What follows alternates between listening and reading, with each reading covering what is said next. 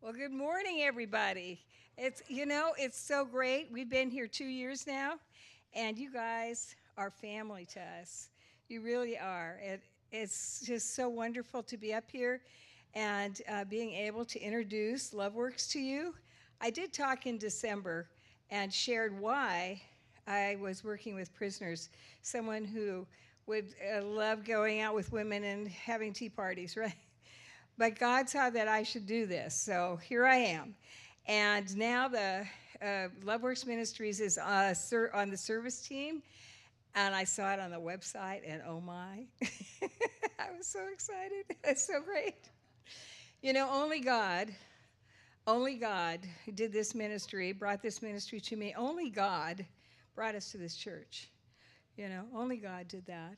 And so uh, listen to what only God is speaking to you this morning about this ministry and what if there's a place for you in it.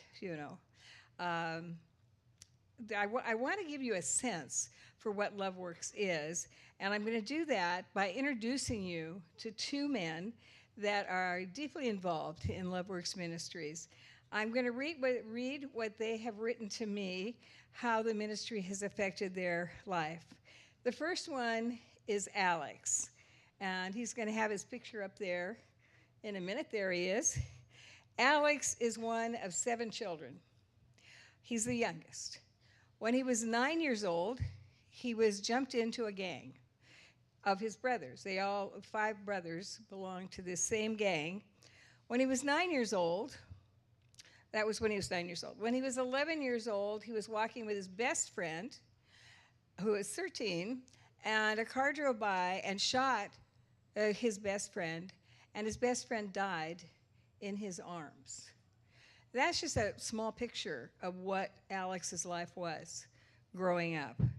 I want to read now my first meeting with him, what he wrote about that first meeting. I will never forget the day I met Carole.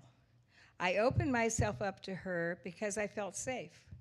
I told her how my father was not in the picture ever because he said I didn't look like him when I was born.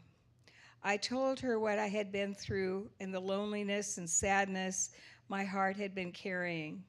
She held my hands and prayed for me and gave me a big hug that I have only felt from my mother. She said God loved me. My eyes were full of tears running down my cheeks uncontrollably, and I couldn't look at her. My face was glued to the floor. I got a hold of myself after she told me to take some deep breaths.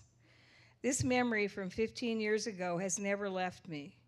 The Holy Spirit is at work in me, and I put my love, faith, and hope in God. Before, I thought I was going to die as a street warrior. Now, I'm a warrior for Jesus Christ. Now, I no longer am addicted to drugs. He's softened my heart, took away my fears. He's correcting my values, teaching me integrity, and restoring my soul.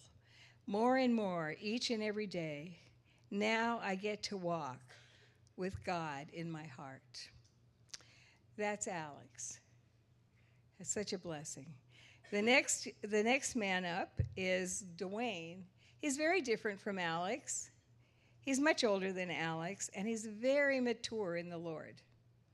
He's very mature in the Lord, and he is just such a wonderful man. And he has been working with me and partnering with me, which has been just so great.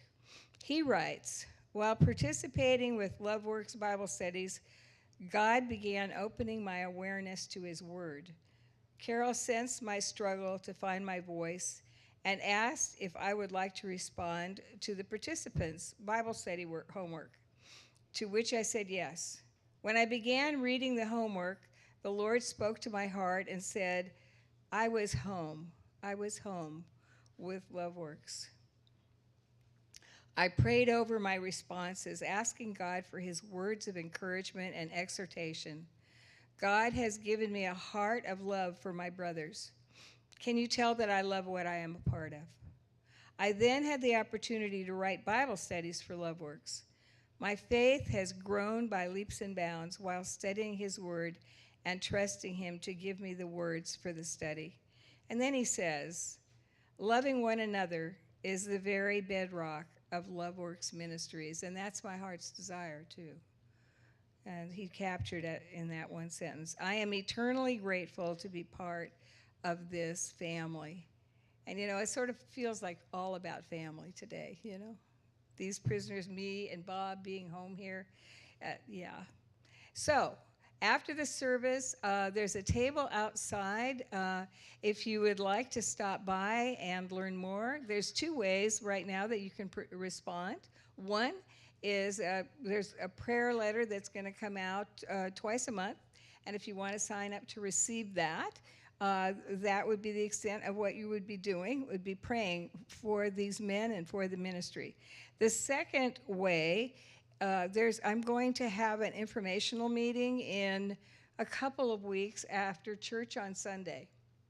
And so if you want to join that, you can sign up today, and I'll let you know exactly when that's going to be happening.